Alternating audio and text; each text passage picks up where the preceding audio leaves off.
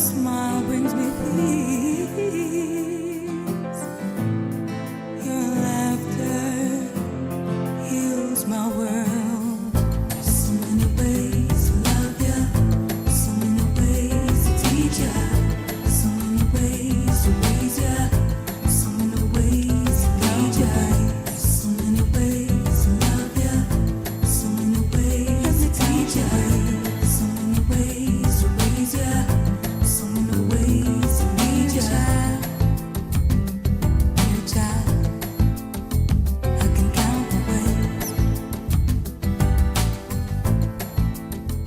can count the ways. I can never be accused of not being democratic when it comes to this particular show. Like, never, ever, ever, ever, ever.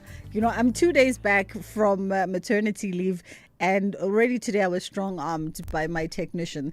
And she's like, we're opening the show with my song, and you're going to love it. Fortunately for her, I'm actually a big fan of Zonke. And I love Zonke. This is Dear Child, Zonke. And which album does this one come from?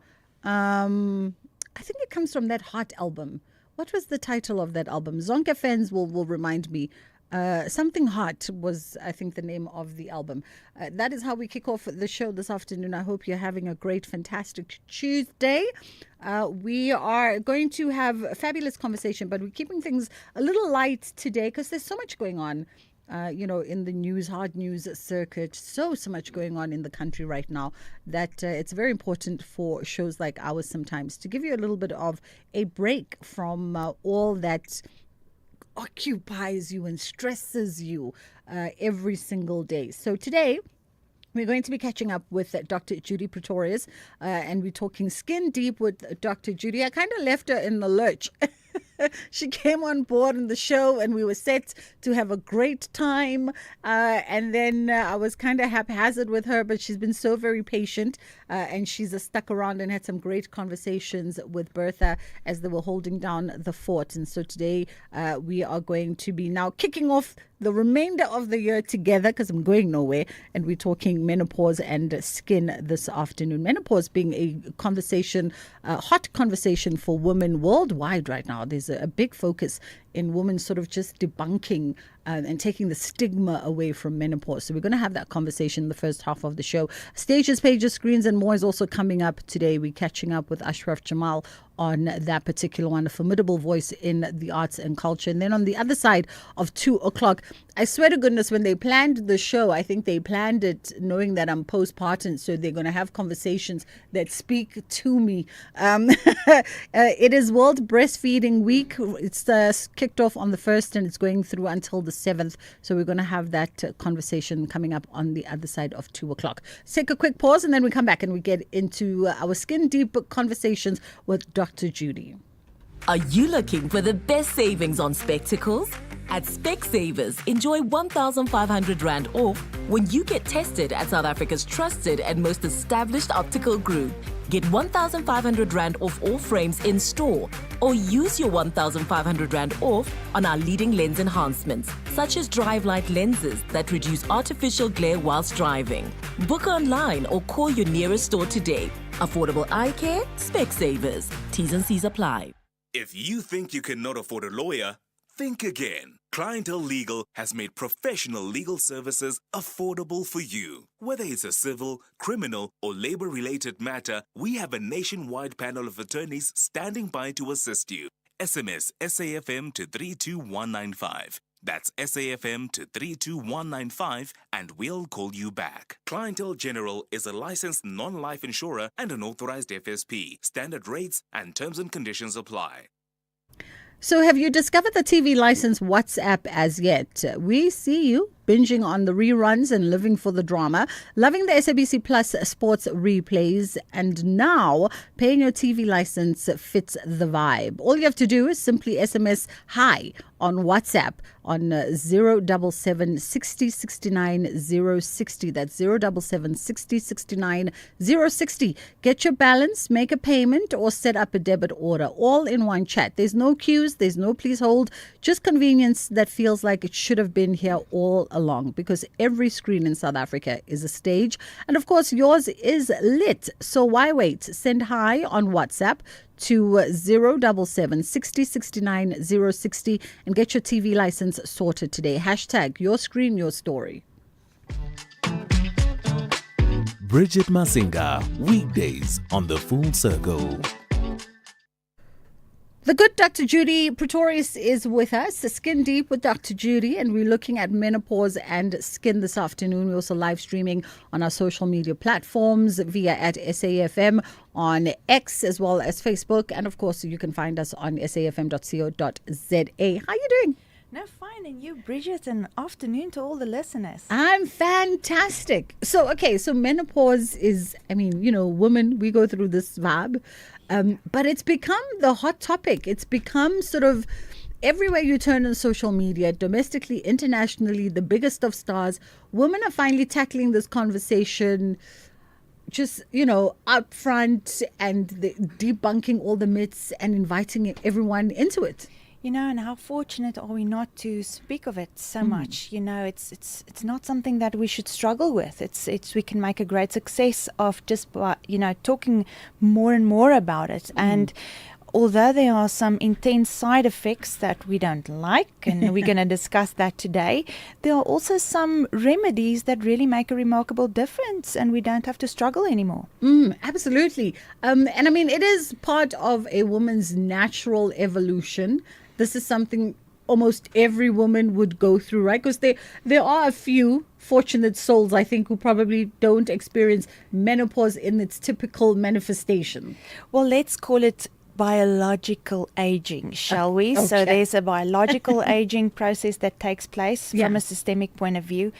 And it's true, some ladies, they go through it much better than other ladies. If we look at some of the Asian countries, for instance, they really handle menopause quite well. And we're going to talk about some of the ingredients that they expose themselves to in terms of what they take in from a diet perspective, and also what they apply on their skin every single day. Okay. And we can learn from them, and we can see what can we incorporate in our day-to-day lives that's not too intense. We don't really have to change huge habits, but as we go through this whole biological aging, and there's a decline in estrogen, and there's a decline in progesterone, and even a little bit of a decline in testosterone, we start feeling certain changes. Obviously, there's some mood swings, and but from a skin point of view, you see, you experience dehydrated skin. You see more of a pronounced and defined lines and wrinkles, and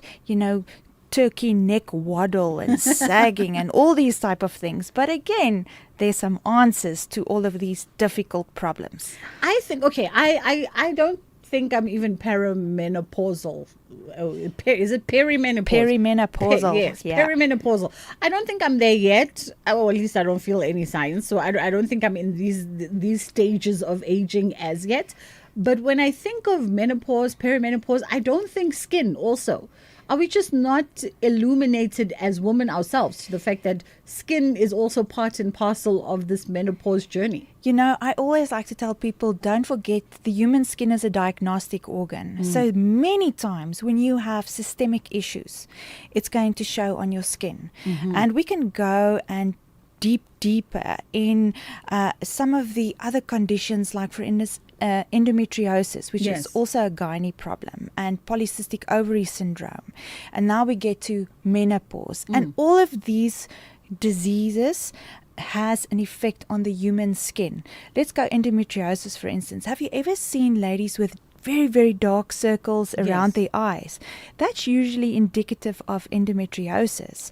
Then we get polycystic ovary syndrome, and they have these breakouts around the mouth area, the perioral folds, intermittent breakouts. So that's usually denoted back to polycystic ovary syndrome. And now we get to menopause, and what's the effect that it has on human skin. And the best way for me to explain it, if we look at the skin from a microscopic point of view. If you and I touch our skin right now, we are literally touching the outer layer, which is known as the epidermis. Yes. But slightly deeper, the middle layer of the skin is known as the dermis. And there is where the collagen and elastin fibers are.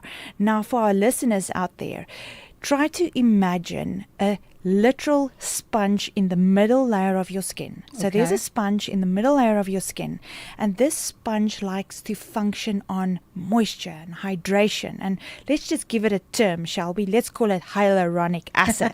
Yes. So our skin and our collagen and elastin fibers in the middle layer of our skin loves hyaluronic acid. And the more of this hyaluronic acid it has, the more spongier it is. Now, during menopause, we lose 30% of that sponginess characteristics. Wow. There's a depletion, there's a disorganization of these collagen and elastin fibers. It cannot retain as much moisture anymore. And then the human skin weighs anything between 6 to 7 kilos, and the only architectural building blocks is that sponge to keep it upright. And now we lost it. And this is where the sagging now comes in, and that's why people struggle with the hooded eyelids, the turkey neck waddle, the fatigued skin, the dehydrated, the depletedness. And this, unfortunately, is part of menopause. We go through it. But the question is, what can we do about it? Yes. I mean, listen, now that you've painted us that picture, I think a lot of women are probably thinking exactly that, to be honest.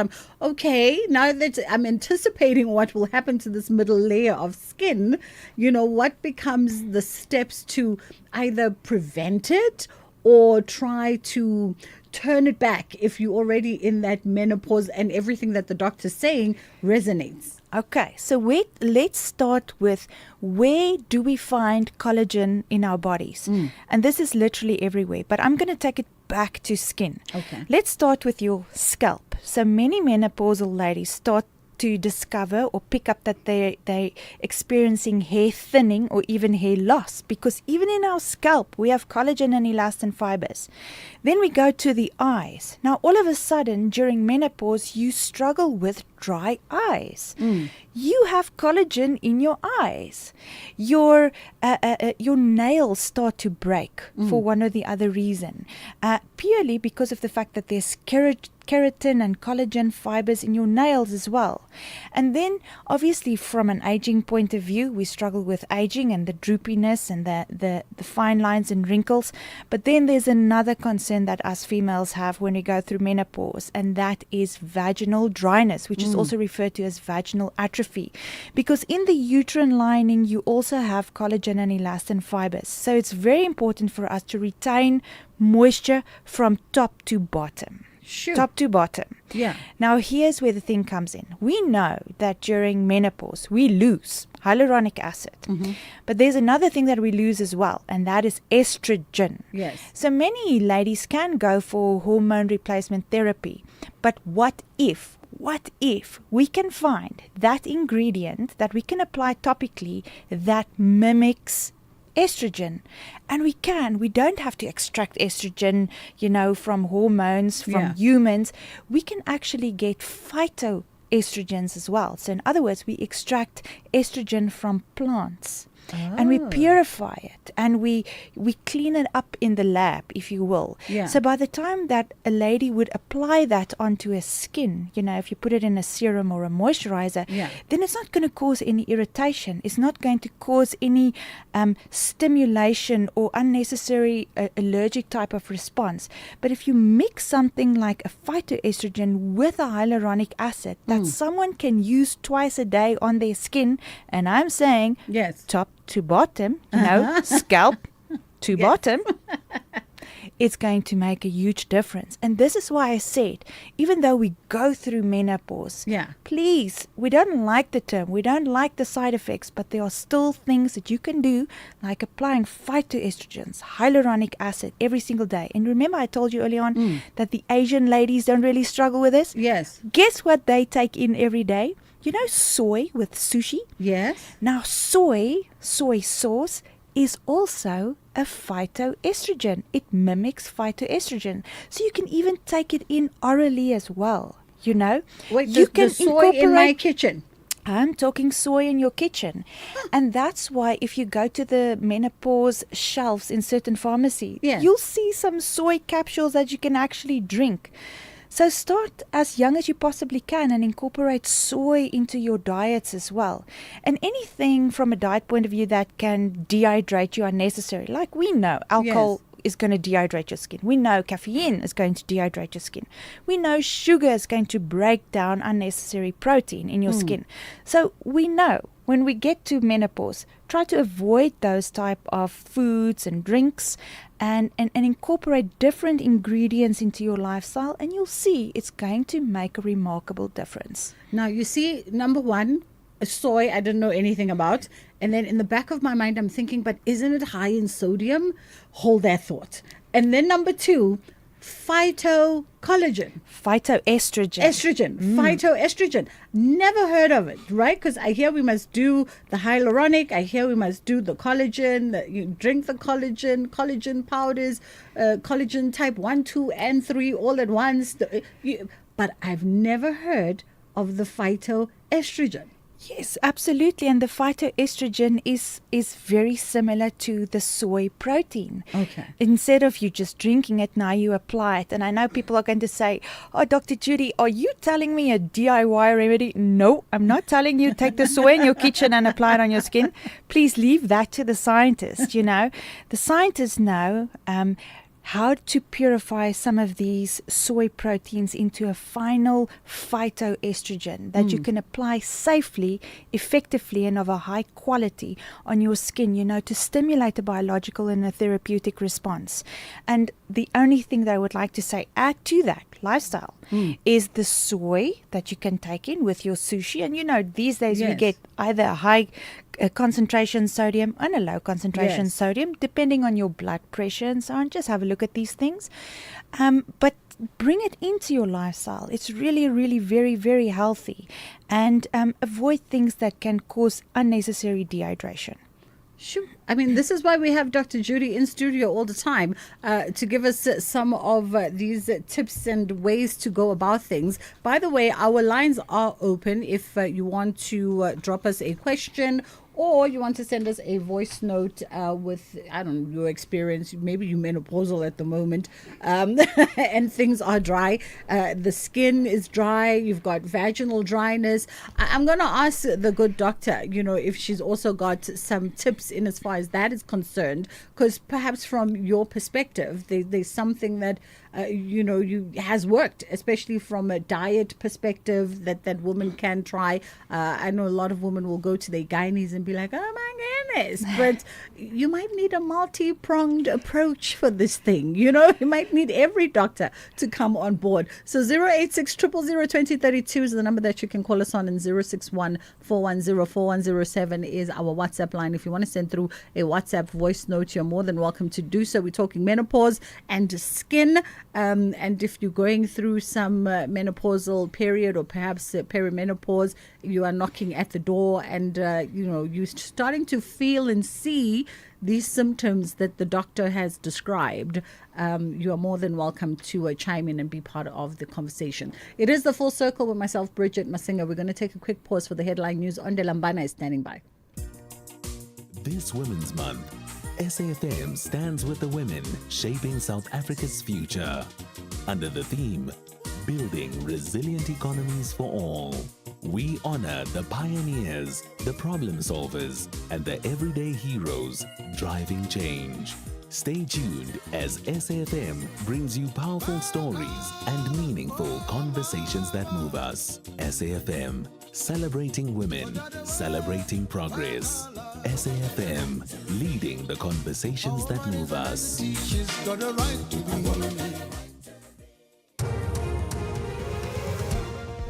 Thank you, Bridget. On the news headlines, the newly elected chairperson of Parliament's ad hoc committee, Molapile Kganyane, has called on all its members to restore the public confidence in the institution. The Protea Magistrate Court in Soweto has postponed the bail judgment of a former police officer accused of the murder of his Gauteng traffic warden girlfriend. And the Israeli military says the government has authorized the gradual re-entry of goods to Gaza via private traders. Israel has maintained a near total blockade of Gaza since March, and private channels have been suspended for 10 months. A full update follows at the top of the hour. Bridget Masinga is streaming live now on Facebook, YouTube, and X at SAFM Radio. Alrighty, it is the full circle with myself, Bridget Masinga, on SAFM, and we are talking menopause and skin. Our WhatsApp lines are open for you if you want to utilize them. Maybe if you have a burning question, if you are currently menopausal, or maybe your partner's going through menopause, and you notice some of the things that the doctor's talking about. Because, a lot of the times, even with the symptoms that we talk about, vaginal dryness, for instance, partners might pick that up way before a lady ever picks that up. I'm just assuming, Yes. there are some things that, it's proven. My producer just peeped her head going, really? I'm like, it's proven, because even when we talk about things like breast cancer and Breast Cancer Awareness Month, I don't know what the official stats are, but a lot of the times it's the male partners that pick up that there's something happening that needs to be checked out, because they get to, explore certain parts of you that maybe you don't explore that much. But back to the remedies and on the secrets, right? Because I think everybody wants to have optimum health. Everyone wants to have glowing skin, elasticity, all that fabulous good stuff. So what do we do? What is the first point of entry when you know that you are approaching that menopausal period? Well, just as you've indicated, we don't want menopause to be one of the external pressures, relationship-wise. And this was also one of our reasonings behind the formulation work that we've done, is we said, do we really just want to make a lady's skin pretty and optimal health during menopause? We actually had a look at some of those ingredients that I mentioned, and we formulated a product that was specifically designed in such an extent that you can use it not only for your face, but for vaginal dryness and vaginal atrophy as well. Okay. And to answer the question and to describe it a little bit better, in the uterine lining and the vagina itself, you have the mucosa membrane, which means that when you apply a certain product there, it actually gets absorbed so much faster. Okay. So if you then take hyaluronic acid, which collagen and elastin fibers need. Yes. If you take the phytoestrogens and you also take the vitamin E, which is a very powerful antioxidant and also a nice ingredient to also preserve certain products with, and you formulate it in such a way and you manufacture it in such a way that it's clean and it's sterile, then ladies can use it not only on the face but in the vaginal area as well. And because of the hyaluronic acid, the delivery system of a product like that creates a nice lubrication as well. And that's why I say it actually takes away from the unnecessary pressures of menopause, in relationships. So it can be used top to bottom. But again, some of the main ingredients that one should be on the lookout for to apply, without a doubt, hyaluronic acids. And if you and I are used to maybe 1.5% of hyaluronic acid in our 20s and our 30s and even our early 30s, now when we hit 45 onwards, we have to put on a new thinking cap. We have to look at skincare differently. We have to focus on higher concentration of ingredients, at least 3% of hyaluronic acid. We have to look at least 2% of vitamin E, and we have to look at least 2% of this phytoestrogens that I'm referring to. And even if you just want to look at other anti-aging ingredients, we want to look at least 1% of retinol. We don't want to play here in the, let's call it the kiddie playground. Now we're moving into a new arena. We have to take care of our skin in a different fashion.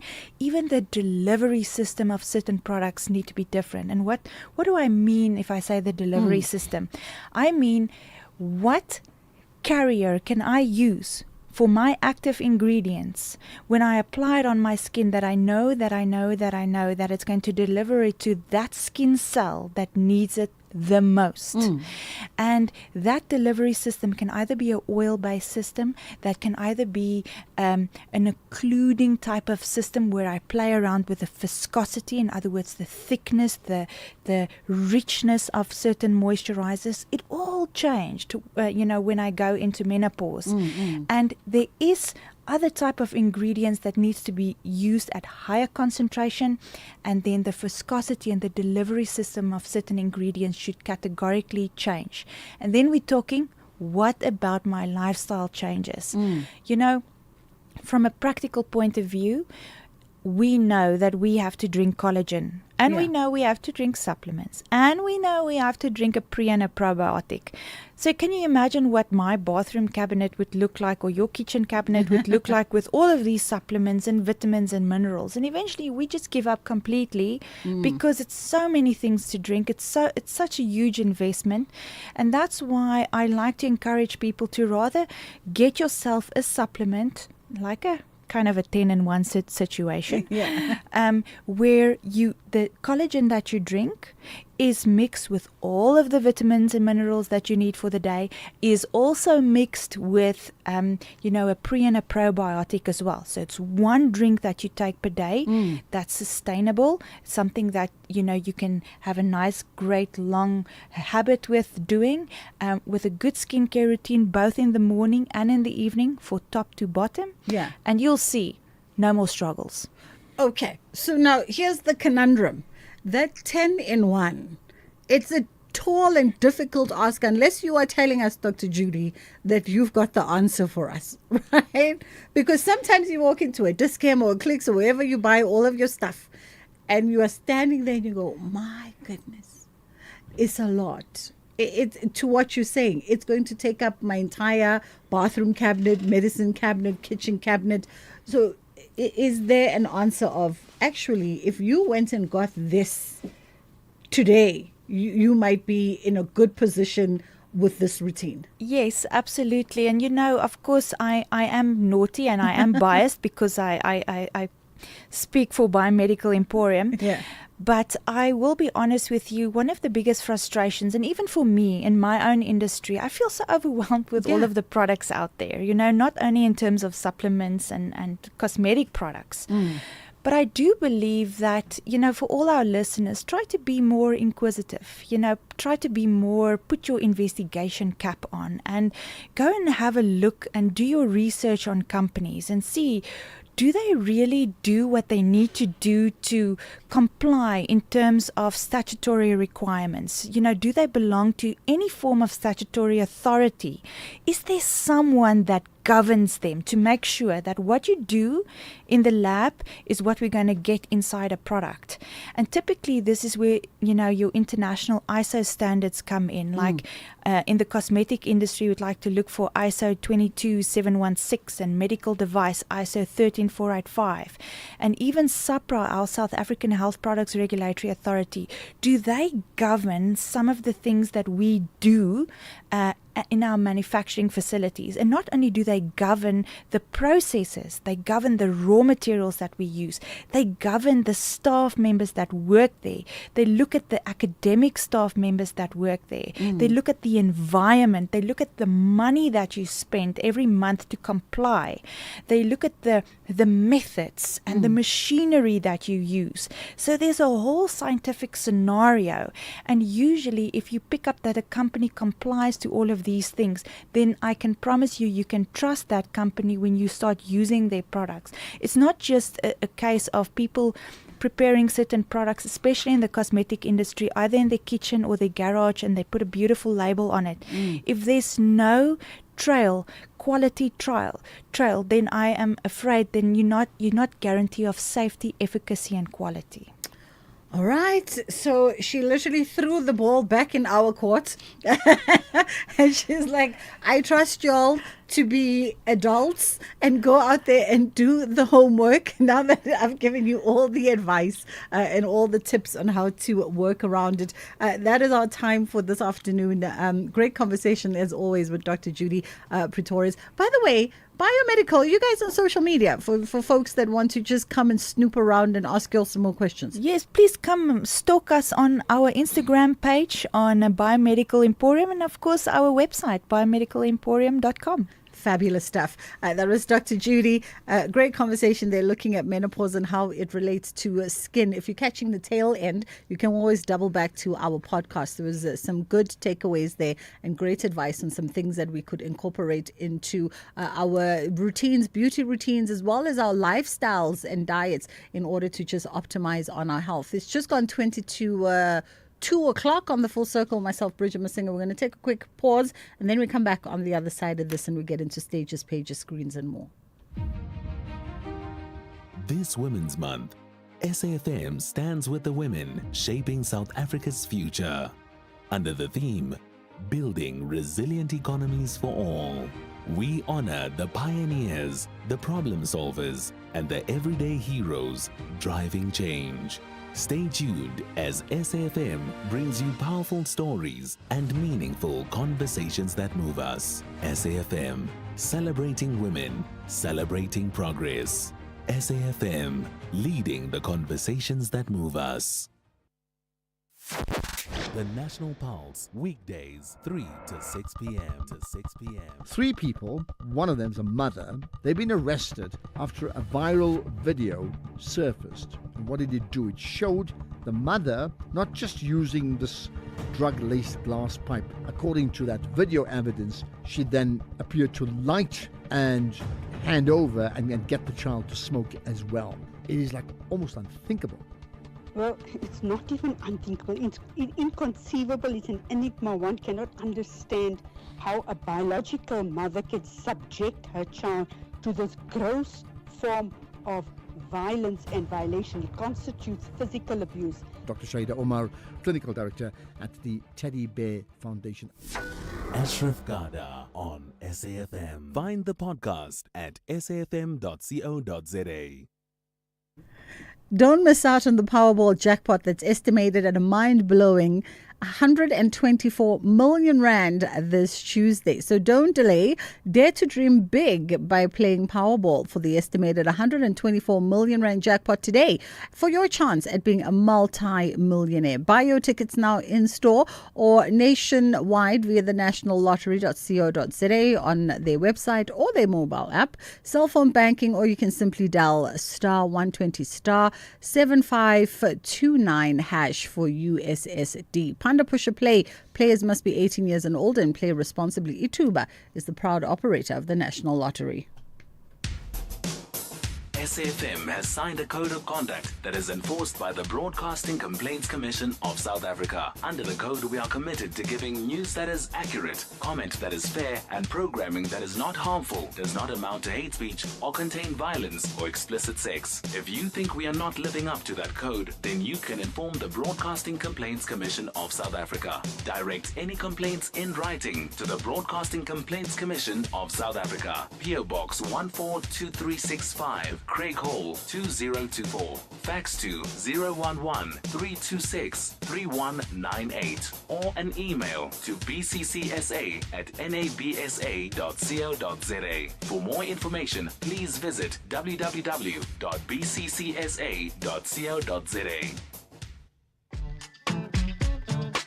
Bridget Masinga, weekdays on the Full Circle.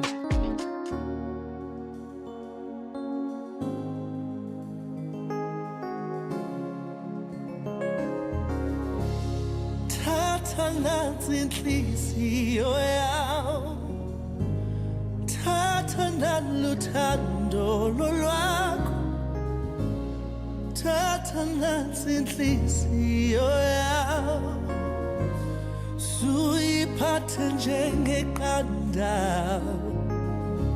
sithandwa ndithi ngabo ndiyasithandela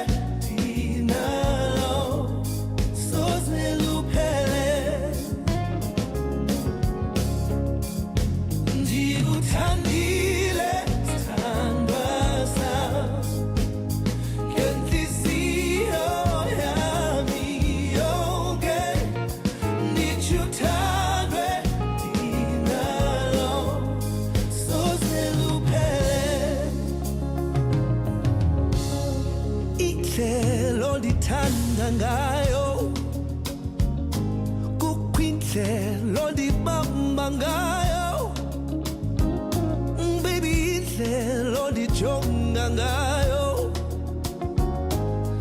baby andigqiba yeah sithandwa ndenzi ngabo yeah andiphathwa nazintloni andifuna ukuba ndifuna ukukuthanda ngaske lingatshoni baby baby baby ndikuthandile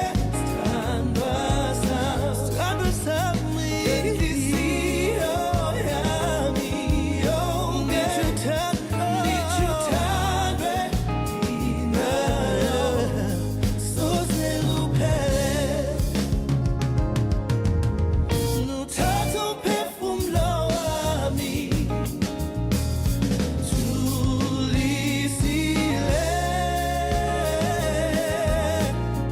ebusuku nemini ndiphupha ngawe uthatha umphefumulo wami thulisile ebusuku nemini ndiphupha ngawe ndikuthandile sithandwa sami ngenhliziyo yami yonke ndithi uthandwe thina soze luphele ndikuthandile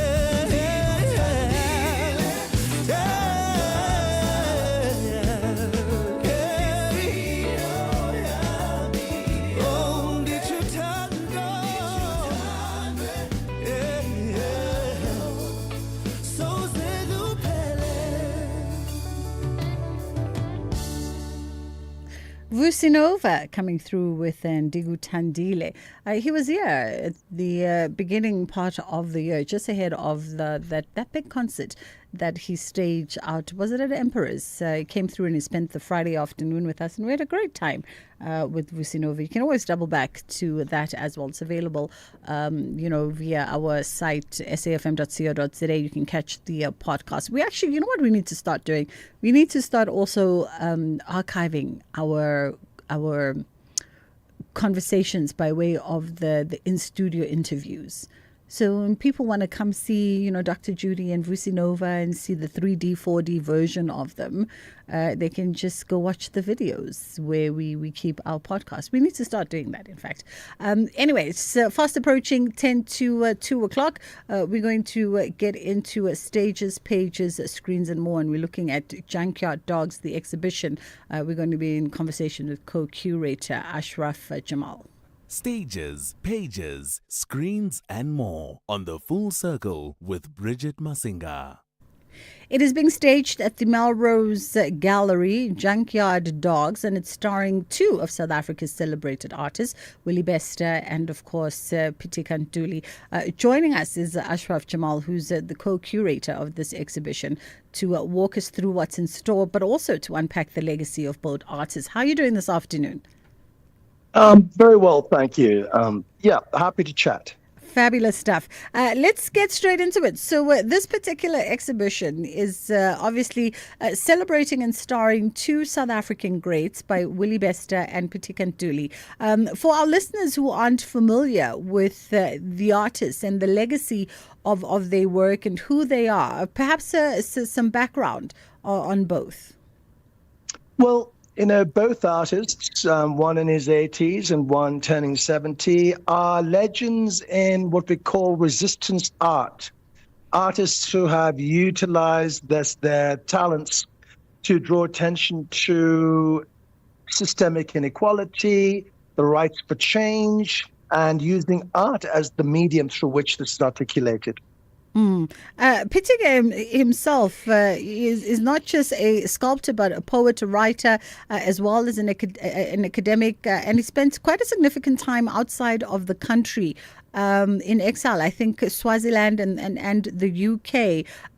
Talk to us about, just the work and how it chronicles the history of South Africa from his lived experience, both in the country as well as in exile. Well, in the case of Patika Julie, I consider him South Africa's poet laureate. I see him as the last poet of the liberation and the first poet of the future present. He is a person who is able to resolve history, philosophy, metaphysics, spirituality, to give us an idea of being that is so deep, so profound, so sensitive. And he does that through poetry that is staggeringly vivacious to read and listen to. Both artists, Ashraf, work on interesting mediums, right? Because a lot of their work centers around sort of the concept of upcycling and recycling, almost re-envisioning what would have been, wasted and discarded. Give us, some history around those materials and why the choice of those materials and the significance that has on the kind of work that they do. Well, the choice of materials is profound. It's basically junkyard metals. Metal scrap is the key medium through which they work. But the bigger idea is concerning with the notion of why Africa is the world's dump site. And why is it that we've been the recipients of all the excesses of global capital, whether it's plastics, clothing, technology, and in this case, metal scrap. And the thing is, what these two artists have done is what Africans do brilliantly, is retool and reimagine the world's waste. Because no other continent has the greater capacity for survival and innovation creatively. In the case, for example, of technological waste that we find in Agbogbloshie in Ghana, what's been happening is that all that stuff, all those materials defined as defunct and useless, get reimagined. And the same thing's happening with the artists that we're dealing with. They're using scrap to actually ask ourselves, are we surplus? Are we nothing? Or can we live and survive in and through the waste that we have become in the global perception? There's a great line by the South African poet Athol Fugard, where he talks, where these two homeless figures talk about being white man's rubbish. The whole idea of being a surplus to an economy that will not integrate or embrace or understand human and social, racial, or ethnic or spiritual difference. And what these artists are saying to us is, we all belong on this planet. We are all part of a planetary humanism. And through our retooling of waste, we will restore grace in a very, very corrupt world. And of course, this also speaks to the theme that has been chosen, or the title that has been chosen for this exhibition, Junkyard Dogs.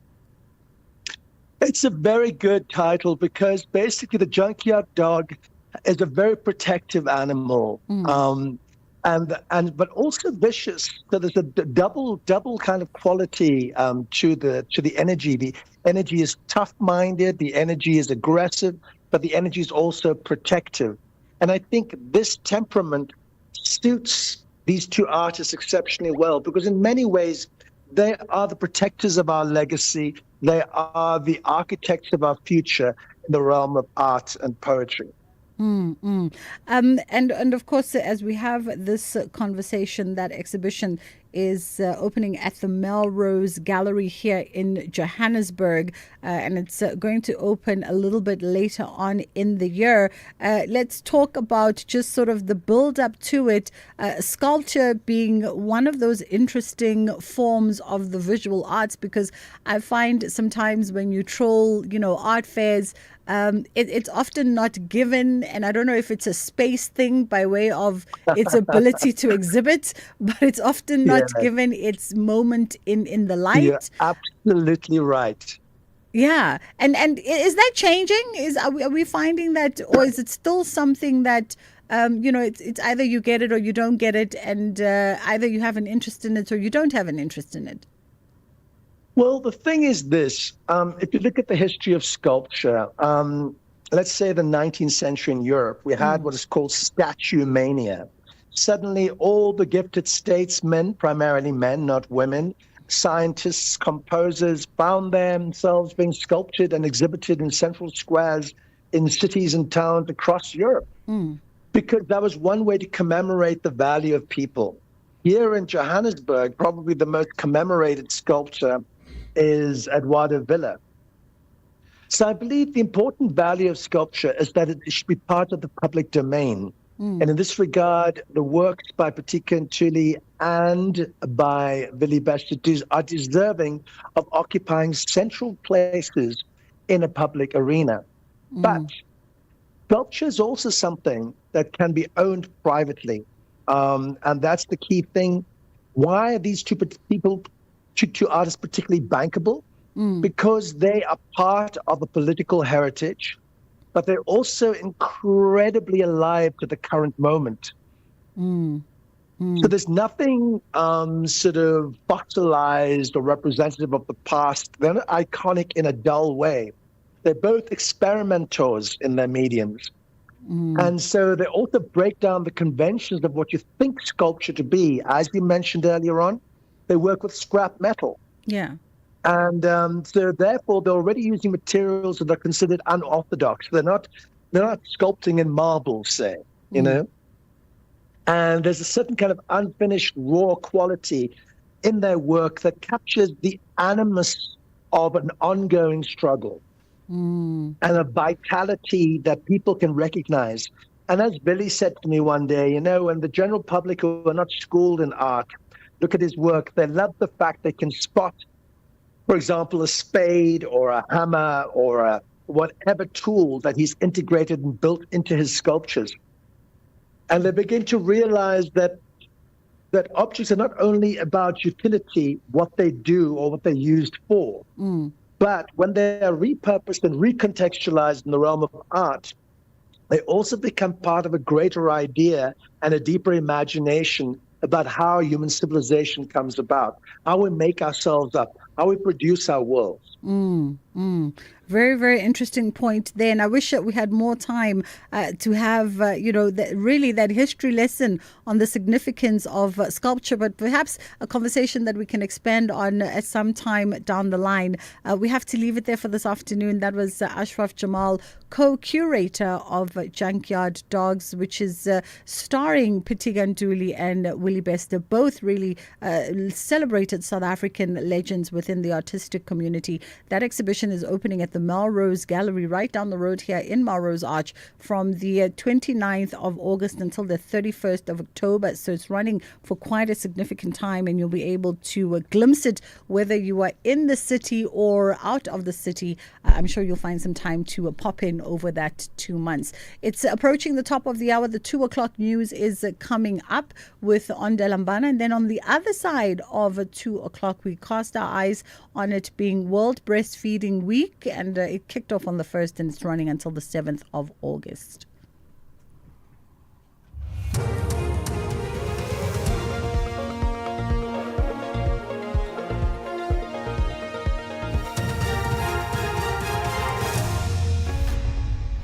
Thank you, Bridget. On the top stories, Lekganyane calls on MPs to restore public confidence and bail postponed in the Chesney Kepler murder case. For SFM News, I am Ondelambana, and a very good day. The ad hoc committee of Parliament established to investigate allegations regarding national security threats aims to have a draft document of the terms of reference ready by the end of this week. The committee was established 2 weeks ago following allegations by KZN Police Commissioner Nhlanhla Mkhwanazi. He alleged that some of the most senior officials in the police service are involved in corruption and that Police Minister Senzo Mchunu, who has been placed on special leave, is associated with criminal syndicates. ANC MP Mulabi Lekganyane was today elected committee chairperson. Do we agree that the terms of reference will be released on Friday? There is work that has been done by Parliament already. So it should be easy to get the terms of reference released. Gauteng Premier Panyaza Lesufi has slammed the US, saying it is punishing South Africa for standing with Palestine by imposing the 30% tariff on imports. The tariffs announced by Washington are expected to take effect on Thursday. Lesufi says they refuse to be bullied by one country which seeks to dictate where South Africa should buy or trade. He was answering questions in the provincial legislature on their recent signed agreement between Hunan province in China and Gauteng to increase trade and investment between the two provinces. The Chinese are coming here to assist us, and the Chinese are making their market available to us so that our people can prosper and our businesses can grow. And that is done on a friendly basis, not on a bullying tactics by one country that thinks that it can dictate to us. From the river to the sea, Palestine will be free in our lifetime. The Department of Mineral and Petroleum Resources has announced that both grades of petrol will decrease by 28 cents per litre at midnight. However, the price of diesel is set to increase by 63 and 65 cents per litre, depending on the grade. Illuminating paraffin is expected to increase by 43 cents per litre at retail level, while LP gas will see some reduction. Department's Robert Magge says international factors have contributed to the fuel adjustments. And LP gas will decrease by 69 cents per kilogram and by 78 cents per kilogram in the Western Cape. The reasons are as follows. The slightly lower price of oil on average during the period under review, and the rand strengthened slightly against the US dollar and cushioned the prices by 4 to 5 cents per litre. The slate levy remained unchanged at 0 cents per litre in the price structures of petrol and diesel. The Protea Magistrates Court in Soweto has postponed the bail judgment of a former police officer accused of the murder of his Gauteng traffic warden girlfriend. Mandla Buthelezi faces a charge of murder for allegedly shooting and killing 22-year-old Chesney Kepler after a domestic dispute on the 26th of December last year. Magistrate Tebogo Tupatladze rolled the matter over to next Monday, citing that the judgment was not yet ready. The deceased father, Trevor Kepler, was also in court and had this to say. I'm just a little bit disappointed because it's been postponed because the magistrate hasn't finalized the judgment. So we're going to have to come back on the 11th of August. The thing is, he should remain where he is. But hopefully next week, Monday, when we come again, he will be denied bail. The Israeli military says the government has authorized the gradual re-entry of goods to Gaza via private traders. Israel has maintained a near-total blockade of Gaza since March, and private channels have been suspended for 10 months. The BBC's Yolanda Nell has the details on what the military is proposing. It has said that it is going to start allowing Gazan traders to resume their imports into Gaza for things like basic foodstuffs, fruits and vegetables, baby food, all items that are in real short supply. In the past, this has been a very effective way of getting foodstuffs into Gaza, bringing down the prices that we know have been rocketing because of shortages on the local markets, and it has really been something that aid agencies say is desperately needed. Recapping the top story, the Ad hoc Committee of Parliament established to investigate allegations regarding national security threats aims to have a draft document of the terms of reference ready by the end of this week. I'm on Dilambana for SFM News headlines at 2:30. The Full Circle with Bridget Masinga, Monday to Friday, 1 to 3 p.m.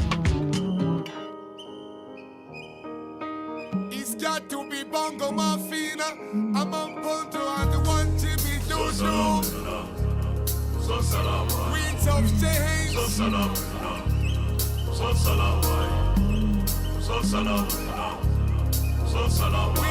James. In the morning time of this lifetime, I was checking out the sunrise. Kile mtu akawa khowe, situba kuwa se khole. Limpura Bana matlamela mahulai. But in the noontime of my life, Kimo, Namanyani Kipo, Maila Hokota, Timaka Tulano Zabo Choko Muimele. Now you see how we do. Come through with Jimmy Tutu. I know the evening's coming, but I'm not thinking about it. There's stuff about the camera and Natapula di Baton of Salehani. And when we are no more, I get it will be marching the Bahali. Badimo, Balarobalese di Chopa. Balarobalese di Chopa.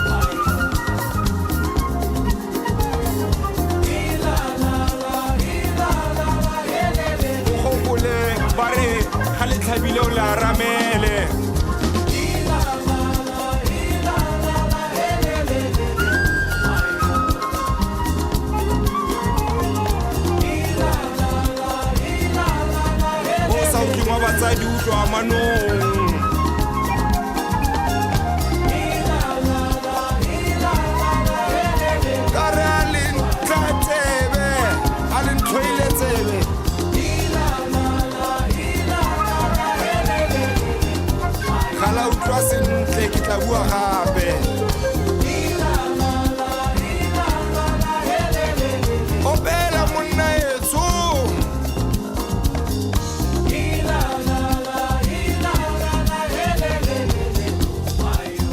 ke moribo morithitho mokaragano malasibilo go bua motsogapele motsogapele a re nkabe ke ngwana morago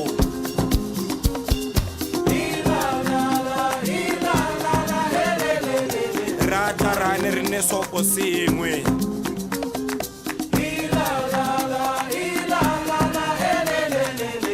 ka mollo di phala tswina dinonyane opela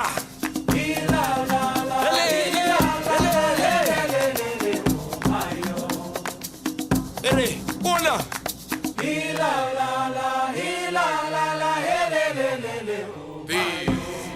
are the winds of change.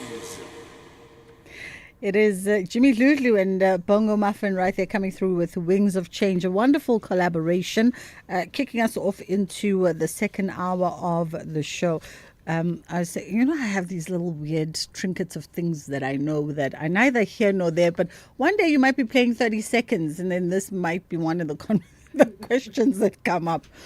For some reason, Proverb from Metro FM, he has the biggest portrait of Jimmy Lulu in his home. He's a big fan and respects Jimmy Lulu. He has the biggest portrait. It might come up in 30 seconds. Name a celebrity that keeps portraits of other celebrities. You just never know.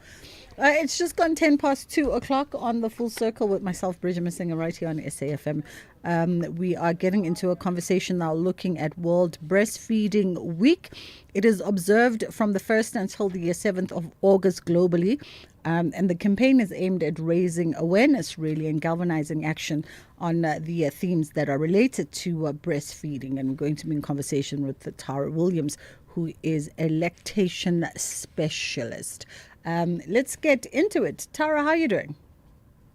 Hi, Bridget. I'm good. Thanks for yourself. I'm awesome. Thank you so much. And thank you for taking the time. We appreciate it. So 1st to the 7th of August, rather, is World Breastfeeding Week. Let's talk about the significance, of this focused campaign around awareness, awareness towards breastfeeding. Yes, absolutely. Look, breastfeeding is the most natural form of feeding and it's biological. So same as our heart beating, breastfeeding is something innate that your body is able to do. So this week represents just creating awareness just for everyone, society at large, for parents, for health workers, for, everyone to learn more about breastfeeding and just for the awareness to be pushed nationwide, countrywide, globally, because it's all over the world. Absolutely. And as important as breastfeeding is, and we're definitely going to get into the benefits for infants, around breastfeeding, it's also, it would be prudent for us to acknowledge the fact that it is something that I think your body is supposed to do as a woman. I've been a big breastfeeding advocate for the last couple of years on radio, have had these conversations, have advocated for it. And then I myself, 7 weeks postpartum, was looking forward to breastfeeding and realized that as much as it is something that your body is supposed to be able to know how to do, there's a fair share of women who struggle with breastfeeding and whose bodies just don't do it, mine included. Absolutely. Absolutely. I'm so sorry to hear that. It's okay. I think that firstly, the should is yes, definitely the majority of women would be able to breastfeed, and the support is what makes the difference. So when we look at the benefits of breastfeeding, it is really the most biological food for your baby. So it's easily digested by them. It's not as heavy as formula. It has all the antibodies in. It's got bioactive markers in. It has everything that your baby needs. And whenever your baby's exposed to any sort of illness, your breast milk will change in order to compensate for that and to help the healing process go faster in that baby for whatever the baby has been exposed to. And then if you look at going to like your preterm babies, for preterm babies, breast milk is not only something that's food, or nutritious, it's actually life-saving for them. It prevents infections and it helps them grow because they were still meant to be in utero. So the best thing for them is actually the breast milk as they're growing and as they're progressing through that preterm phase. And I think before we even go deeper into the support and the ways that fathers and partners can plug into this, just whilst we're still on this point, just to help moms, not just working moms, but moms even like myself, even like some of my producers. We shared these stories about the ladies, a lot of them are mothers, about their breastfeeding journeys, the excitement to wanting to breastfeed, prepping for breastfeeding, reading all the literature, talking to all the lactation specialists. And then your baby comes and then your body just goes the other way. There's a certain pressure also that women, I think, place on themselves socially to be able to perform this. And a lot of women really take it to heart when their body just does not react in the way that you think it should. And you've tried everything. You've tried the lactation advice. You've gone the routine of stimulating the breast and taking the supplements and pumping and trying to get your body to do, your breast to do what they were designed to do. And then they don't. Let's quickly just talk to those women as well, because they too are part of a conversation around Breastfeeding Week. Let's talk to those women and how they get over that guilt. How are they able to compensate for their own emotions of maybe feeling like they're letting down their children, they're letting down their new babies in a very profound way. Absolutely. I think that society doesn't set up spaces for women really sometimes to thrive in things like breastfeeding, because women are stressed, and we are more stressed than we've ever been, I think, in this day and age. So stress is a big factor for moms who are doing breastfeeding, because the minute your stress goes up, your milk supply goes down. They don't like each other, stress and breastfeeding. And of course, when the journey is not going well, and when you are stressing about just providing or just making enough for your baby, you are going deeper into stress, and it creates that domino effect where everything starts falling down.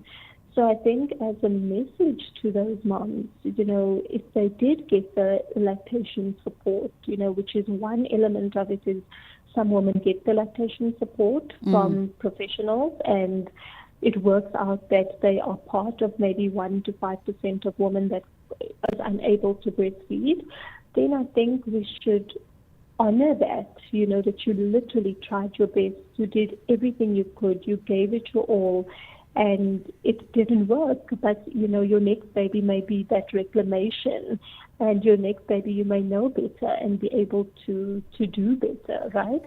But on the other hand, we also have a large amount of women that did not seek professional lactation support.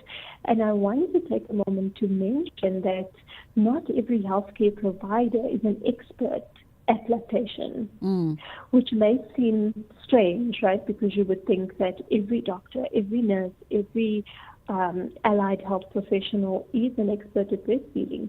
But lactation specialists, whether they are peer counselors, whether they are lactation consultants, whether they're specialists, whether they are any part of the professional lactation support, they all do intense training in clinical hours and theory information on breastfeeding. So, for example, where other healthcare professionals don't necessarily have the equivalent knowledge. So to the moms who have been struggling and have been saying, I've just been going to my pediatrician, or I just went to this person and they didn't really help me, I think maybe search for a specific person who can help you with that. Yeah. because there is differences. For example, a specialist doctor is going to do what they need to do, right? And they're going to study more towards it. And I think we need to view lactation in that same aspect. Absolutely. We're going to take a quick pause here and then we'll come back and continue this conversation with Tara Williams. They said women belong in the background, but we've always been the backbone. We drive economies. We innovate, care, build, and break barriers. We don't just raise families, we raise nations. But how do we build a thriving nation while violence still silences our voices? Erasing gender-based violence and femicide from our history isn't a dream. It's a decision, a shared one, a necessary one. This Women's Month, let's rise, not just in celebration, but in solidarity, because South Africa is strongest when every woman is safe. This message is brought to you by the GBVF Response Fund and proudly supported by the SABC. If you think you cannot afford a lawyer, think again. Clientele Legal has made professional legal services affordable for you. Whether it's a civil, criminal, or labor-related matter, we have a nationwide panel of attorneys standing by to assist you. SMS SAFM to 32195. That's SAFM to 32195 and we'll call you back. Clientele General is a licensed non-life insurer and an authorized FSP. Standard rates and terms and conditions apply.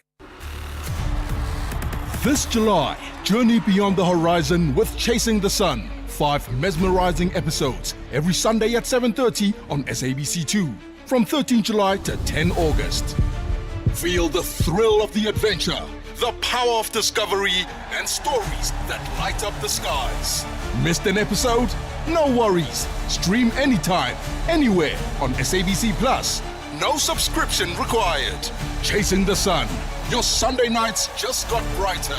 Tune in to SABC2, Sundays at 7:30 or watch on SABC Plus on demand.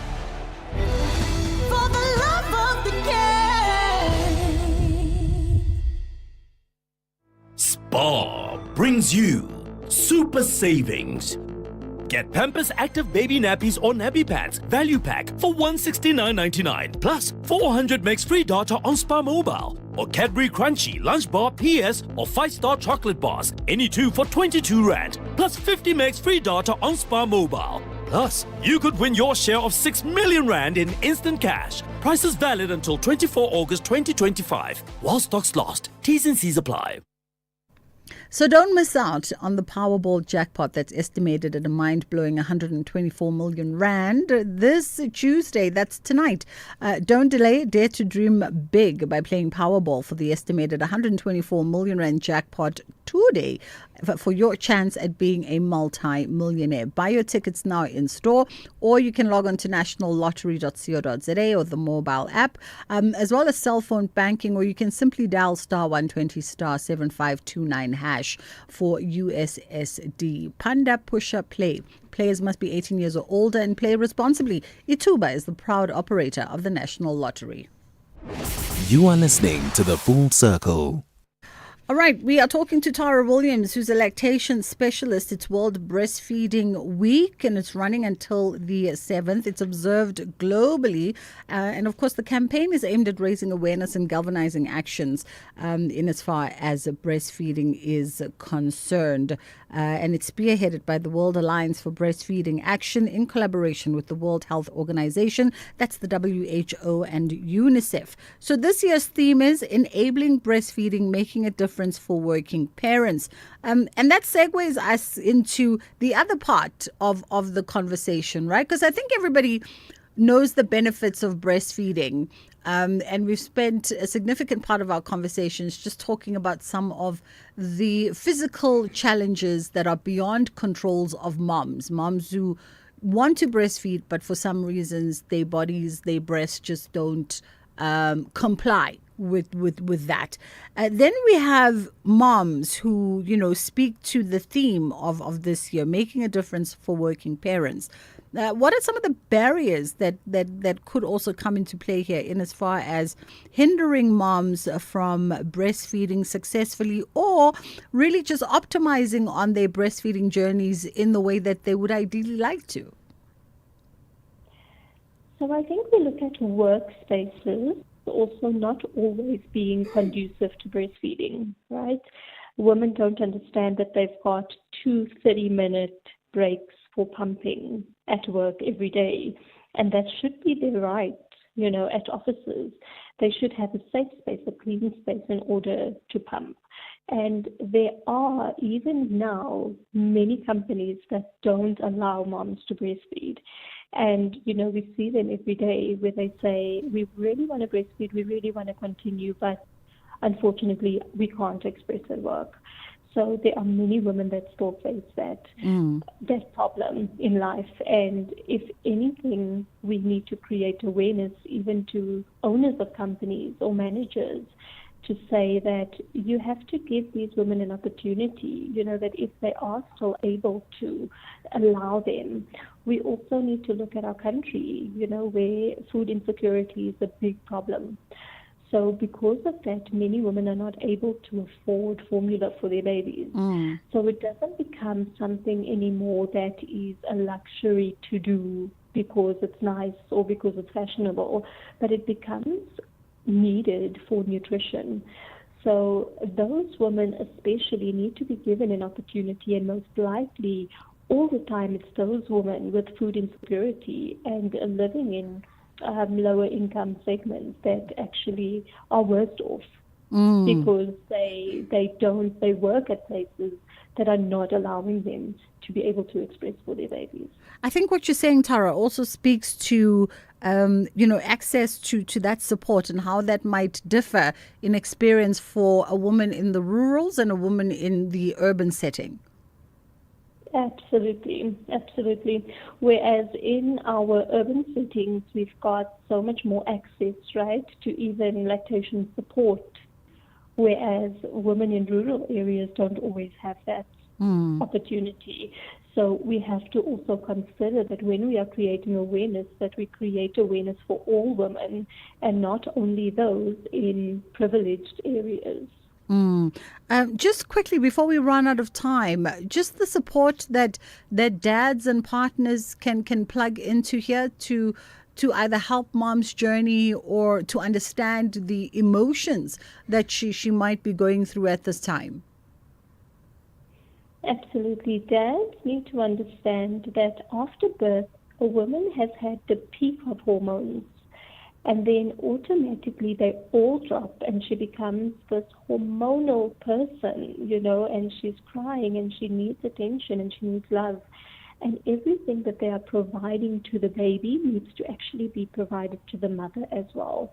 So the love, the attention, the care, the protecting, needs to be given to the mother. And through holding the mother, we actually then help the mother to be able to hold the baby.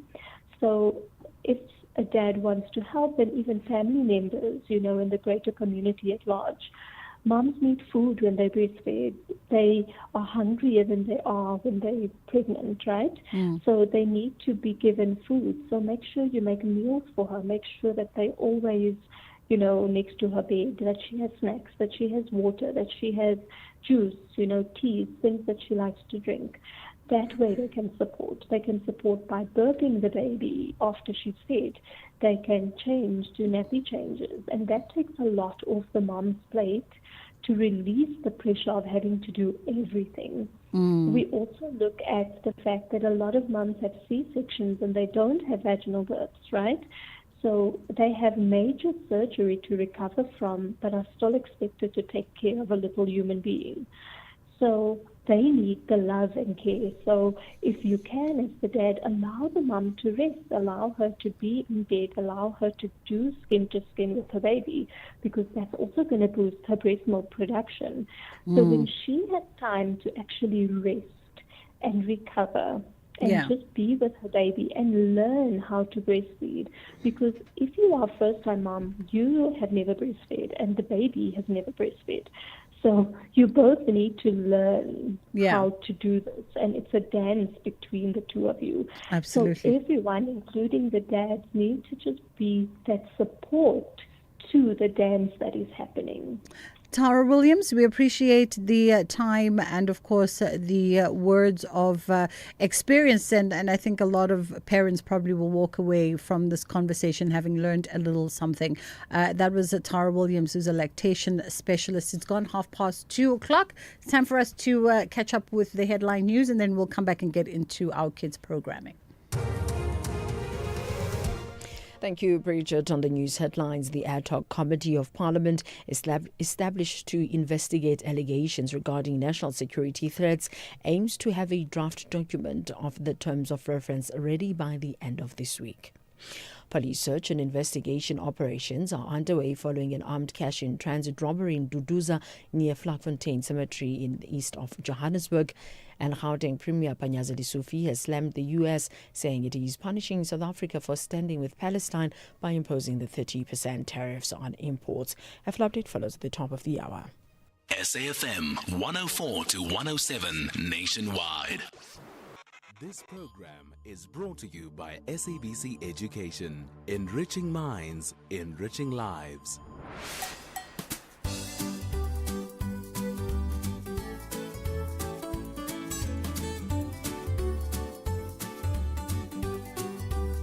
Hello friends, and welcome to today's brave and important edition of Kids Corner.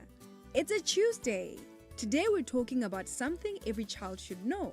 It's okay to say no when something makes you feel uncomfortable or unsafe. Can you think of some things you should always say no to, even if someone tells you to keep it a secret? What can you do or who can you talk to if someone doesn't listen to you when you say no? And here's something just as important. What do you think we should always respect someone else's no to? Let's hear from some of our friends while you think about your answers, and remember, your voice matters, so it's always okay to speak up.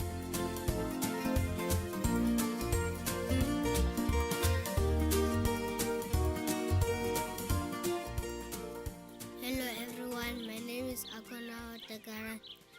I am 9 years old. I'm in grade 4. The school I'm attending is Little Angels Christian Academy. Yes, I know to say no if something makes me feel uncomfortable or unsafe. I should say no to someone who tells me to steal. When someone doesn't listen when I say no, I'll tell an adult or a teacher. I think it's important when somebody says no because they will feel unsafe or uncomfortable. So somebody must respect it when you say no. Hello everyone, my name is Martin Makosa. I am 6 years old. I go to Jabez Christian Academy School. I know it's okay to say no when something makes me feel uncomfortable and unsafe. Being touched on my private parts and being bullied at school are the things that make me feel uncomfortable. When someone does not listen when I say no, I tell my parents. It's important to respect someone else's no because the thing you're doing to them is wrong. My name is Mukona Mugdau. I am 9 years old. Yes, it is good to say no to some things that make you uncomfortable or unsafe. I would say no to somebody touching or bullying me. I would tell my parents or a teacher or a grown-up. Yes, it is important to respect somebody's too, that we can build trust with each other and respect each other. Hello everybody, my name is Nana Tanani and I am 12 years old. I live in Bulugani. It's okay to say no if something makes us feel uncomfortable or unsafe. We should always say no to things that might hurt us or others, even if someone tells us to keep it a secret. If someone doesn't listen when we say no, we can talk to a trusted adult like a parent or teacher. Respecting someone else's no is important because it shows we care about their feelings and boundaries. Sometimes it's very hard to say no, but if it's worth it, then there's no problem. Just go for it. It's a no. I mostly would say no if people want me to do naughty things, and that is not something I would like to do because I will get in trouble, and I don't like to get in trouble, which isn't me at all. I have been taught to say no, And the one thing I've been taught to say no to mostly, that I would say no to my entire life, is drugs. Because they are very bad for your health and they are just not good for you. I don't have a problem with people saying no to me. If it's a no, then it's a no. That's it. Thank you very much for listening. Goodbye, everyone. Hello, my name is Bugara Mpepu and I am 8 years old. It is okay to say no if something makes you feel uncomfortable or unsafe. I will always say no if someone makes me say bad things to my parents. If they don't listen, I will report them to my parents. It is important to respect when someone says no because it means they don't like it. Hello, my name is Baramada. Sometimes I find it difficult to say no. I was in a situation where I had to say no. What happened was someone wanted to borrow a pen at school and almost everyone said they didn't have one. And when the person asked me, I had one extra, but I had to say no because it was during COVID and it was serious. In our school, they weren't allowed to borrow any stationery to one another, so I had to say no. I have been taught the importance of saying no both at school and home. How I feel when someone says no to me is that I don't feel sad at all because I understand why they say no. Hello, Mishamangare. I do not find it difficult to say no. Yes, I have found myself in a situation where I had to say no. I had gotten new markers and I did not want to get them lost or dry. So when someone asked, I said no. I have been taught the importance of saying no at school and at home. If someone says no to me, I just accept the fact that they said no. Thank you. Hello, my name is Potamachete. I do not find it difficult to say no. I have found myself in many situations where I had to say no because a girl in my class was asking for my food. I have not been taught of the importance of saying no. I feel embarrassed when someone says no to me. Hi everyone, my name is Ashley Kabamba. I do find it difficult to say no most of the time.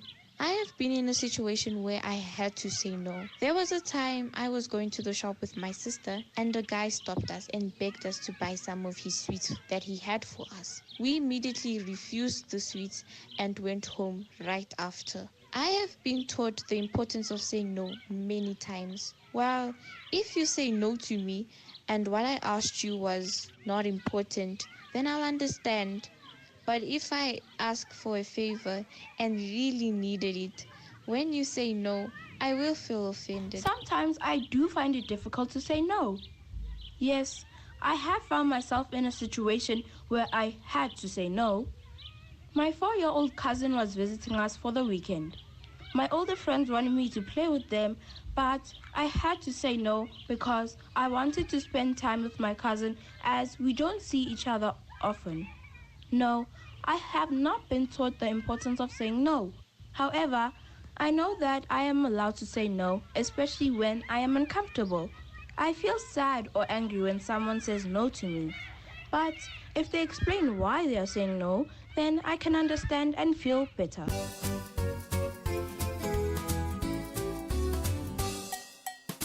Thank you, friends. It's always great to hear from you. I hope you had a great day at school today. Sometimes we might find ourselves in situations that feel confusing, uncomfortable, or even a little scary. And that's when it's really important to remember this. It is always okay to say no. You don't have to say yes to things that make you feel unsafe, sad, or unsure. Saying no is always a way of protecting your body, your feelings, and your safety. You can say no in a strong voice and you can walk away. You don't have to keep secrets that make you feel bad, even if someone says it's just between the two of you. Safe secrets feel happy, like birthday surprises, but unsafe secrets feel heavy and scary. If someone doesn't listen when you say no, that's a big sign to get help. You should always go tell a trusted adult like your mom, dad, teacher, grandparent, or someone else who cares about you and listens to you. You are never alone. It's also important to remember that other people have a right to say no too. If a friend says they don't want a hug or they don't want to play a certain game, we need to listen and respect that. Respecting other people's no is part of being kind and caring. Saying no isn't mean, it's brave. It means you are standing up for yourself and others. Here's a fun and helpful little activity. Make a trusted grown-up list. Think of at least 2 or 3 adults that you can talk to if something doesn't feel right. You can draw their pictures, write their names, or keep it in your head. This way, you'll always know who to turn to when you need help.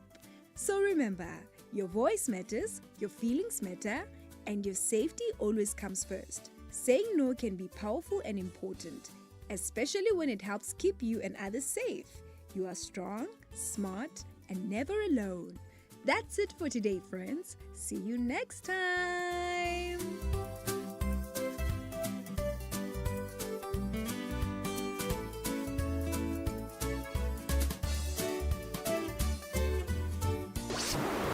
This program was brought to you by SABC Education, enriching minds, enriching lives. The National Pulse, weekdays 3 to 6 p.m. 3 people, one of them's a mother, they've been arrested after a viral video surfaced. And what did it do? It showed the mother not just using this drug-laced glass pipe. According to that video evidence, she then appeared to light and hand over and get the child to smoke as well. It is like almost unthinkable. Well, it's not even unthinkable. It's inconceivable. It's an enigma. One cannot understand how a biological mother can subject her child to this gross form of violence and violation. It constitutes physical abuse. Dr. Shaida Omar, Clinical Director at the Teddy Bear Foundation. Ashraf Gada on SAFM. Find the podcast at safm.co.za. Gender-based violence is destroying lives and tearing communities apart. It happens in homes, in schools, at workplaces, and too often in silence. But it doesn't have to continue. If you see it, speak out. If you are hurting, reach out. Because doing nothing is not an option. Listen to all 19 SABC radio stations from Wednesday, the 23rd of July for hard talk, discussions, advice, dramas, educational shows, and interviews around GBV with experts, survivors, lawmakers, and a whole country affected by gender-based violence. All on your favorite SABC radio station. Call 0800 428 428 to report abuse or get help. GBV, it ends with you. This message is brought to you by the SABC. Bridget Masinga, weekdays on The Full Circle. Okay, so we are going to wrap up the show looking at how much sleep are you getting each day, and is it working out for you? Things like anxiety, depression, burnout, all these things are on a consistent rise. We're dealing with a lot. We're dealing with a lot adulting. We're also dealing with so much more as South Africans. But could poor sleep also be something that's overlooked as a cause for some of these? How does it relate? How does your lack of sleep or the quality of your sleep relate and interact with anxiety, depression, and feeling that sense of burnout? We've got Dr. Marlon McKay joining us, who's a medical doctor on this conversation. How are you doing this afternoon, Doc? Good afternoon, Bridget. Thanks for having me. Only but a pleasure. Let's talk about the relationship between sleep, for instance, and good mental health. How do the two sort of go together hand in hand? Yeah, I think the first point we need to make how essential sleep is and how sleep disturbances are usually can be as a result of impaired mental health. For instance, the moment we start getting anxious, stressing too much, or even hitting a depressive episode, where we feel down, sad, lonely, irritable, moody, not coping, feeling overwhelmed, one of the first things that get affected are our sleep patterns. And traditionally, the patient will say, doctor, I have no problem. I'm so tired. I'm exhausted at the end of the day. I get into bed, I fall asleep, and then 2, 3 o'clock in the morning, I wake up. And then I battle to sleep. I toss and turn, and then when it's time to get up for work, that's when I want to sleep. And that type of insomnia, that classic secondary or terminal insomnia, is usually an important clue that there's something going on in the patient's mental health. And that's usually where it starts. So one of the first clues, and of course it gets aggravated because now you wake up, you're tired, unrefreshed sleep, then you're more irritable, you lack of focus during the day, you're sleepy, miserable in traffic, miserable at work, can't focus, and so that cycle just gets repeated, and you go in and out of that until you sort out the underlying problem. And one of the key issues here is the patient will say, please give me something to sleep. But that's not the issue. Yes, as much as you want them to sleep properly, you want to sort out the underlying cause of their poor sleep pattern and then get them to return to good health. And you know, when you speak about insomnia sort of being one of those key indicators, to your point that folks often go, I'm just not sleeping well, give me something to sleep, or they take something over the counter that will ease them into some kind of sleep. How seriously should we be taking insomnia as an indicator that perhaps we need to investigate a little bit deeper in as far as our health is concerned? Oh, absolutely. I go into great detail with patients when the issue of insomnia comes up, and the issue is, patients want quick fixes. We want to, doctor, I have a sleep problem. Just make me sleep, and everything will be okay. And as much as sleep is absolutely vital for your overall health, overall well-being, sleep plays a crucial role in physiology, the way your body functions. It needs that rest. But unless you sort out the underlying issue, you're never going to get the patient out. And most of these sleeping pills, look, over-the-counter stuff probably doesn't work. Patients want strong medications, and these are the Z drugs. And the main problem with them is addiction. So in no time, it takes 4 to 6 weeks, a patient is addicted, and then they will never be able to sleep without a tablet. And then they will need more of the same to get the same effect. So then they need 1 tablet, 1.5, then 2, then 3. And before you know it, they'll be ready to break into a pharmacy to get the medication. And so we need to get back to basics. Why aren't we sleeping? How do you feel when you wake up? Are you getting sufficient amount of sleep? And then the critical issue, which hopefully we can talk about quickly, is also sleep hygiene. We have terrible sleep hygiene that affects our normal day-to-day routines. And I'm glad you bring up sleep hygiene because, your colleague in the world of sleep and specializing her medical focus on sleep, Dr. Alison Bentley, always brings up that issue around sleep hygiene. A lot of us still not really aware as to when we talk sleep hygiene, what are we referencing? Absolutely. And it starts with making sure that the bedroom is for sleep. The bedroom is not for watching TV. It's not for sitting on your phone. It's not for entertainment. The bedroom is purely for sleep, which means that you need a good sleep schedule. I'll tell my patients, make sure that you get into bed at the same time and get up at the same time, even on weekends. That trains your body's circadian rhythm and the internal clock. Then create an ambiance. If I need to be sleeping at 10 o'clock, make sure by 9:30 I'm bathed, I'm showered, the room is ready, the temperature is right, I'm done with everything. But once the clock hits that 10:30, it's darkness. Phone down, TV off, lights off, everything must be off. All right? So, and the room must be cool, must be dark, must be comfortable, no noise. If you wake up in the middle of the night, get up, get out of bed, go to the TV room, do what you need to do till you fall asleep and come back. In so doing, you're training your brain. This place here is just for sleep. So limit your screen time before bed.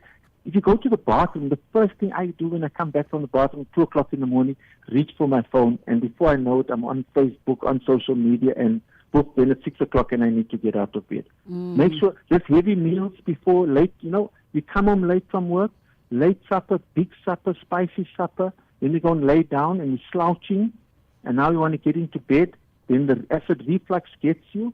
So early supper, small supper, make sure there's 3 to 4 hours between supper and bedtime, and then get into sleep. Avoid late consumption of coffee or alcohol. And then, of course, good exercise is good. But try not to exercise close to bedtime. You can't eat a big meal and then go into 30 minutes of gym and expect to sleep. Yeah. And then, of course, napping during the day. I believe in a 26-minute nap if you're tired, not more than that, otherwise it will impact your ability to fall asleep. A little bit later. Let's just quickly pause here for a second, Doc, and then we'll come back on the other side. It's gone 10 past, or rather 10 to 3 o'clock in the final moments of the show. Are you suffering from sleep, a good quality sleep? How are your sleep patterns? You can quickly sneak in a question or maybe an observation to the doctor in our final moments on 061 410 4107 is our WhatsApp line, or 086 000 2032 is the number that you can call us on, or you can send us a voice note on WhatsApp. Let's take a quick pause. We'll be right back.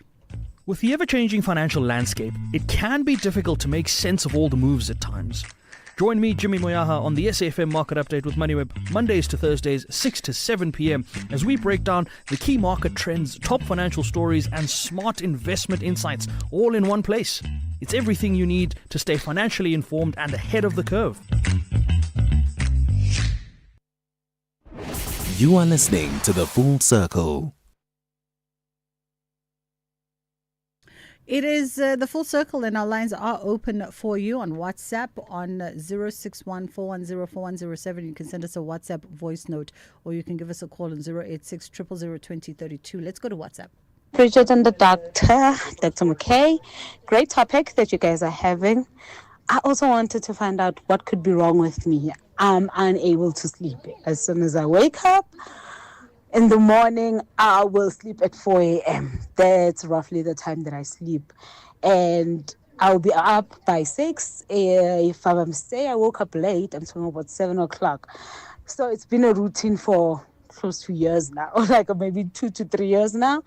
So I don't know what's wrong with me. Could it be something that's subconscious, or what is it? Hi, Bridget. I'm slow all the way out in Ladysmith. Yes, topic insomnia, and this is a very important topic. I'm a self-published author and holistic wellness coach, and I had insomnia for the longest time, which led to anxiety and then depression. And then eventually I was dealing with something like post-traumatic stress disorder. And after going through what I went through, I realized that I should help others. I've actually been helping other people who suffer with insomnia up until I actually decided to write a book and then create. I currently have an online course that can help anybody. It's available on YouTube. Anybody who's struggling with sleep, anxiety, they are depressed, or they are even dealing with something as hectic as post-traumatic stress disorder, they can get a bit of help, something to ease the discomfort and the frustration. Good afternoon. I have sleeping challenges, but usually, like the doctor said, if I consume alcohol late, around 2 a.m., I just wake up, and after that I can't sleep. And somebody suggested to me that could be a liver problem that has been caused by mostly the consumption of alcohol. Could this be true, doctor? And how do I correct the situation? Thank you so much.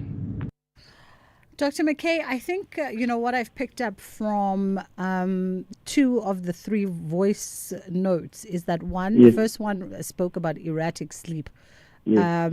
And I think this last one, for me, when it comes to just misinformation that is out there, perhaps for folks, how do people get the right information that talks to, sleep and what could be the triggers on some of the symptoms that they're seeing, and how to get the relevant help? Yeah, very true. That's the first caller. It was great. She sounds very happy, almost as if she's dealing with managing okay with a little sleep, And the first thing I ask patients like that is, how refreshed do you feel in the morning? Because we do get a sample of patients who have natural short sleepers. In other words, they sleep very little, but they feel fresh when they wake up and they can get through a day.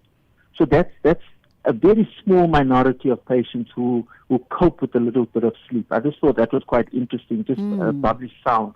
And absolutely with this third caller, it's very, very important that we are fully informed about insomnia and the dangers. And I mentioned, as he highlighted, about the dangers of number one, the danger of drinking alcohol. Number two, the danger of drinking alcohol late at night, which is certainly impacting his sleep. But he's not waking up because of a liver problem. If the alcohol is damaging the liver, there are other manifestations of it, not necessarily the waking up. But if it's enough to get him worried about the liver, it's enough to say, please get yourself checked out. Are you drinking too much to the extent that it could be harming? So it's very important that we follow the right people and get the right information. And you mentioned my personal hero as far as sleep challenges is Dr. Alison Bentley, and she has good resources where one can find excellent information about sleep, the dangers, and also good sleep hygiene, so that we're listening to the right people and doing the right thing in terms of our health. Absolutely. And in fact, to that conversation around some people just do well with, less hours of sleep. Dr. Alison Bentley was on this show, I think about a year ago, the first time we chatted to her, and she was breaking down just the different sleepers that they are, and this notion that everybody should sleep between certain hours, 8 till 6 in the morning, 10 till 6 in the morning, that some people are just not that way designed, and there's a bunch of things that you can use to gauge whether or not you're sleeping 3 hours. Like you said, you've refreshed, your brain still functions, cognitive functions all good. You could just be a person who sleeps less but is still very much productive, and there are those kinds of folks. You can double back to our podcast. You have to go deep into 2024, maybe even 2023, and you'll find the good doctor there. We were talking about menopause earlier on the show. Someone wants to ask you if if there's an effect of menopause on sleep. Yes, absolutely. So there is a strong correlation between menopause and sleep interruption. As you know, menopause can interfere with hormonal, the number of hormonal changes, a number of rhythms that can be affected. So yes, it is certainly one of the causes of insomnia, sleep disturbances. Fortunately, it can be a temporary thing. And again, if you manage the menopause and the different symptoms, and if you think of one of the most common symptoms of menopause is the hot flushes, the night sweats, which can be very disturbing. And of course, with menopause, you also get mood disturbances, increase in anxiety and depression, which again can impact sleep. And then with the physical changes of menopause, the joint pain, the urinary symptoms, bladder seems more overactive, so that can also disturb sleep. So absolutely, menopause does impact on sleep hygiene. In the last 30 seconds, maybe some advice for folks that are listening right now that haven't enjoyed a good night of sleep in a number of nights. Yeah, I think, look, it's a nice thing to say 7 is heaven, aim for that, but it all comes down to sleep hygiene.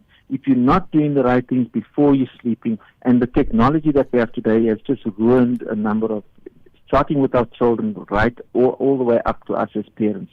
So let's get back to basics. Let's keep the room for sleep and sex. Let's create the right ambiance. Let's eat more healthy, drink enough water, get the exercise, and the sleep will follow. If there is stress and anxiety, get help with that, get it managed, and let's get back to sleeping. Let's be a healthy nation who sleeps well. Absolutely. Dr. McKay, we appreciate the time with you this afternoon. That was Dr. Marlon McKay, and we were just touching base on, good, healthy sleep. That is how we wrap it up. I hope you're still wide awake. Ashraf Gada is coming through between 3 and 6. He's going to bring you all of those hard-hitting headline conversations right now that are dominating what's happening in the country. From myself and the team, we'll see you tomorrow. Have yourself a fantastic day. Inshallah, God willing, we do it again.